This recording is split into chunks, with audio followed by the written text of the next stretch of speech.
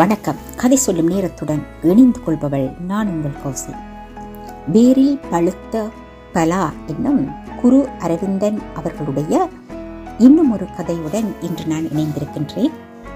வீடு வெறிச்சிட்டு கிடந்தது. காலையில் எழுந்து நிலானி பள்ளிக்கு சென்று விட்டாள். செல்லும்போது ஓடி வந்து வளமை போல் கட்டி அணைத்து முத்தம் தந்து விட்டு சென்றாள். உடம்பு வளர்ந்து விட்டதே தவிர மனசளவில் எந்த ஒரு கவலையும் இல்லாது குழந்தையாகவே இருந்தாள். தெளிந்த நீரோடையாய் நகர்ந்த எங்கள் குடும்ப வாழ்க்கையில் சிறு தடுமாற்றம். காரணம், சென்ற வாரம் மகள் வயதுக்கு வந்துவிட்டாள் என்ற உண்மைதான். கற்பனை உலகில் இருந்த என்னை நிஜ வாழ்க்கைக்கு இழுத்து கொண்டு வந்து நிறுத்தியிருந்ததும் இந்த சம்பவம்தான். பெண்ணாய் பிறந்த எல்லோருக்கும் சாதாரணமாய் நடக்கும் சந்தோஷப்பட வேண்டிய ஒரு நிகழ்வாக இது இருந்தாலும் ஏனோ காரணமில்லாமல் என் மனசு சஞ்சலப்பட்டது. இதுவரை காலமும் மகளை பற்றிய எந்த ஒரு கவலையும் இல்லாமல் இருந்தது என்னவோ உண்மைதான். ஆனால் இங்கே உள்ள சூழ்நிலையின் தாக்கத்தால் என் பெண்ணின் எதிர்காலம் பற்றிய பயம் எனக்குள் விஸ்வரூபம் எடுக்க தொடங்கியது. ஆண் பெண் என்ற பாரபட்சம் இல்லாத இந்த நாட்டில் என் மகளை வளர்த்தெடுக்க வேண்டும் என்பது மட்டுமல்ல, இந்த நாட்டின் நல்லதொரு பிரஜையாக எங்கள் பண்பாட்டு கலாச்சாரம் தெரிந்தவர்களாக வளர்க்க வேண்டும் என்பதுதான் எங்கள் இருவரின் விருப்பமாக இருந்தது. அவள் பிறந்ததிலிருந்து அவளது எதிர்காலம் பற்றிய நினைவுகள் தான் என் மனதில் காட்சியாய் ஓடிக்கொண்டிருந்தன. இங்கே தினம் தினம் நடக்கும் சம்பவங்களை கேள்விப்படும் போதெல்லாம் வயிற்றில் புலி கரைத்தது போல மனசை குடைய ஆரம்பித்துவிடும்.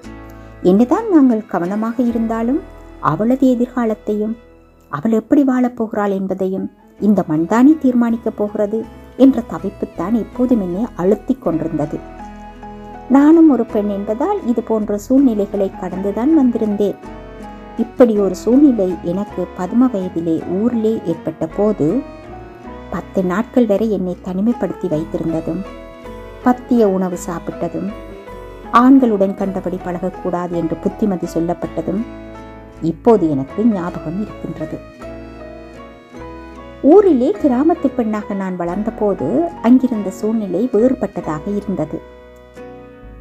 திருமணமாகி கடல் கடந்து இங்கே வந்தபோது எனக்கு கூட இந்த புதிய சூழல் புதுமையாகத்தான் இருந்தது.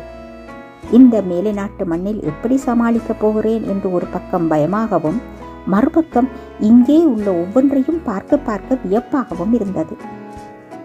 இங்கே எல்லாம் சில இடங்களில் கம்யூனிட்டி வாட்ச் என்று ஒரு பதாதையில் எழுதி வைத்திருப்பார்கள். எங்க ஊரில் இப்படியெல்லாம் எழுதாமலே எங்களே அக்கம் பக்கம் கவனித்து கொண்டே இருக்கும் என்ற பயம் எங்களுக்கு எப்போதும் இருந்தது. குடும்பமானம் போய்விடும் என்ற பயத்தில் தவறுகள் செய்யாமல் ஒதுங்கி போனதற்கும் அது ஒரு காரணமாக இருந்தது. ஆனால் இப்போது நினைத்து பார்க்கும்போது அது எங்களுக்கு ஒரு பாதுகாப்பு வேலியாகவும் பல தடவைகள் இருந்திருக்கிறது. இங்கே நாங்களோ பக்கத்து வீட்டில் யார் இருக்கிறார்கள், என்ன செய்கிறார்கள் என்பது கூட தெரிந்து கொள்ள முடியாத ஒரு சூழ்நிலையில் வாழ்ந்து கொண்டிருக்கின்றோம். எனது கணவர் கணக்கு பரிசோதகராக ஒரு நிறுவனத்தில் உயர் பதவியில் வேலை பார்க்கிறார். அதனால் அடிக்கடி வெளியே செல்ல வேண்டிய சூழ்நிலையில் அவர் இருந்தார். அநேகமாக வார இறுதி நாட்களில் தான் அவரால் வீட்டிற்கு வர முடிந்தது. சில சமயங்களில் வர முடியாமல் கூட போய்விடும். ஆனாலும் நிலானியின் படிப்பு காரணமாக இங்கேயே நாங்கள் தங்க வேண்டி வந்தது. தகப்பனை விட என்னுடைய கண்காணிப்பில் தான் நிலானி அதிகமாக வளர்ந்தாள். சில நாட்களாக நிலானியின் நடை உடை பாவனை எல்லாம் மெல்ல மெல்ல மாறுவது போல என்னால் உணர முடிந்தது. இதுவரை காலமும் எனது சொல்லை தட்டாதவள் இப்பொழுதெல்லாம் சில சமயங்களில் மறுப்பு சொல்ல தொடங்கினாள். அவளுக்காக நான் வாங்கிய சில ஆடைகளை வேண்டாம் என்றும் அவை பழைய நாகரிகம் என்றும் அணிய மறுத்தாள். இரவிலே சிநேகிதர்களுடன் படம் பார்க்க போவதற்கு அனுமதி கேட்டாள்.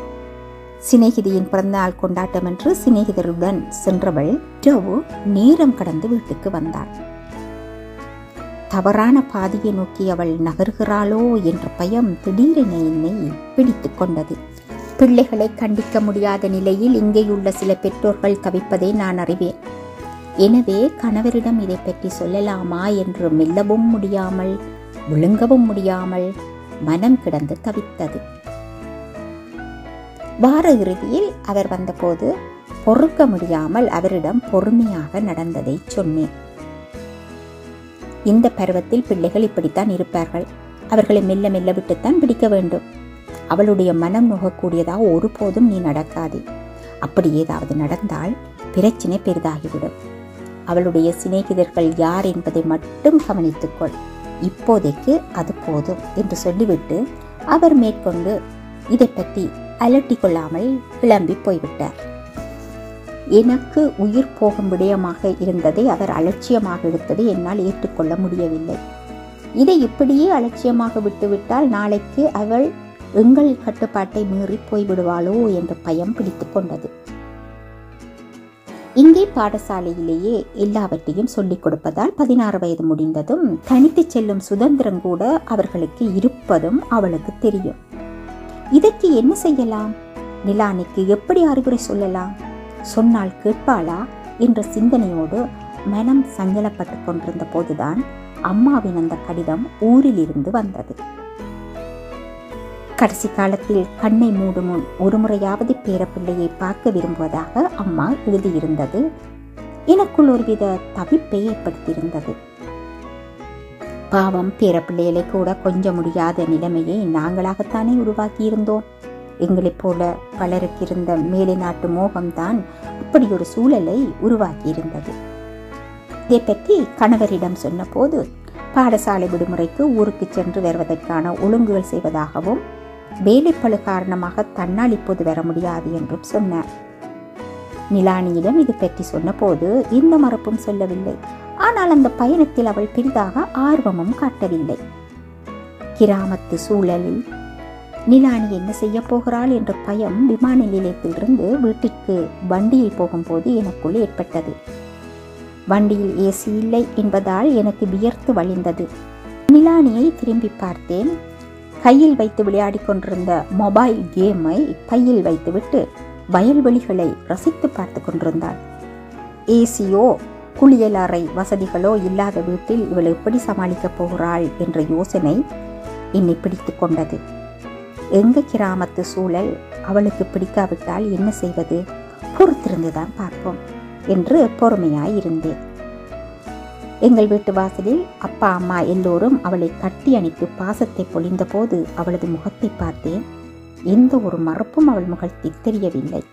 இந்த பாச உணர்வை தானும் அனுபவிப்பது போல தாத்தா என்று சொல்லி கன்னத்தில் முத்தம் ஒன்று கொடுத்து கண்மூடி ரசித்தாள். உணவு விடயத்திலும் அவள் பாகுபாடு காட்டவில்லை. இட்லி, சாம்பார், சட்னி என்று எல்லாவற்றையும் ஐ லைக் ஸ்பைசி என்று சொல்லி ரசித்து சாப்பிட்டாள். அம்மாவோ நிம்மதியாக பேத்தியின் ஒவ்வொரு செய்கையையும் பார்த்து ரசித்துக் கொண்டிருந்தாள். தோட்டத்தில் மேய்ந்து கொண்டிருந்த பசுவுக்கு அருகே சென்று மெல்ல அதன் தலையில் தடவி விட்டாள். உம்மா என்று அது மெல்லிய குரல் எழுப்பி தலையை அசைத்த போது அவள் சிலிர்த்து போனாள். தனக்கும் அதற்கும் ஏதோ உறவு இருப்பது போல ஏதோ கதை சொல்லிக்கொண்டு கனிவோடு வைக்கோலை எடுத்து நீட்ட பசுவும் வாங்கி சாப்பிட நிலானியின் முகம் எப்படி இவ்வளவு பிரகாசமாயிற்று என்று என்னால் நம்ப முடியாமல் இருந்தது. இந்த கிராமிய சூழலுக்கு நிலானி ஒத்துப்போவாளா என்ற என்னிடம் இருந்த பயம் மறுகணமே மறைந்து போயிற்று. தினமும் பாட்டியிடம் கதை கேட்பாள். அம்மா சொல்லிய பழைய கதைகளை ரசித்து கேட்பாள்.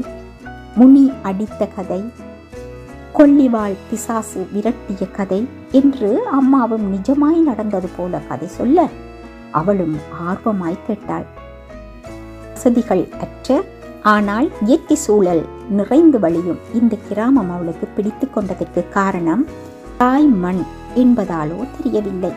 மேலை நாட்டில் பிறந்து சொகுசாக வளர்ந்த பெண்ணுக்கு நாங்கள் பிறந்த மண் வாசனை பிடிக்காதோ என்று போலி கௌரவத்திற்காக இவ்வளவு காலமும் அவளின் உணர்வுகளை மூடி மறைத்ததற்காக மனசுக்குள் நான் வருத்தப்பட்டேன். கொல்லை பக்கம் சென்றபோது பலாமரம் ஒன்று வேரில் காய்த்திருந்தது. அதை பார்த்ததும் நிலானி ஓடிச் சென்று பழத்தை வருடி பார்த்தாள். முள்ளு குத்துது தாத்தா, இது ஜக் ஃப்ரூட் தானே என்றாள். நாங்கள் இதை தமிழில் பலா பழம் என்று சொல்வோம் என்றார் தாத்தா. படத்தில் பார்த்திருக்கிறேன் தாத்தா, ஆனால் எங்களுக்கு டின்னில் அடைத்த மஞ்சள் ரமண பலாத்துளைகள் தான் தாய்லாந்து நாட்டிலிருந்து கிடைக்கும், அதைத்தான் சாப்பிட்டோம் என்றாள். அதுதான் மாமரம், இது வாழை மரம் என்று தாத்தா கொல்லையில் நின்ற ஒவ்வொரு பழமரத்தையும் அவளுக்கு அறிமுகம் செய்தார். இது எல்லாம் வாங்குவதற்கு நாங்கள் சூப்பர் ஸ்டோருக்கு தான் போகணும். உங்களுக்கு கொல்லையிலே எல்லாம் கிடைக்குதே தாத்தா, யூ ஆர் லக்கி என்றாள் நிலானி. மாம்பழம், பலாப்பழம், வாழைப்பழம் இந்த மூன்றையும் நாங்கள் முக்கணிகள் என்போம். எல்லாமே எங்கள் தோட்டத்தில் இருக்கிறது. இந்த பலாப்பழத்தை பாரு, அதன் சுளை மிகவும் ருசியாக இருந்தாலும் அதை இலகுவில் எடுத்துவிட முடியாதபடி முள் போல அதன் தோல் மூடி இருக்கு. அதுதான் இதன் கவசம், இயற்கை தந்த கொடை என்று அவளுக்கு விளக்கம் தந்தார் தாத்தா. நிலானிக்கு சொந்த பந்தம் மட்டுமல்ல, அந்த கிராமம் சூழலும் பிடித்து கொண்டது. வயது ஒத்த பிள்ளைகளுடன் பல்லாங்குழி, கட்டாங்கல், கண்கட்டி, கபடி, கிரிக்கெட், ஆறுகுளம் என்று எல்லா இடமும் ஓடி விளையாடினாள்.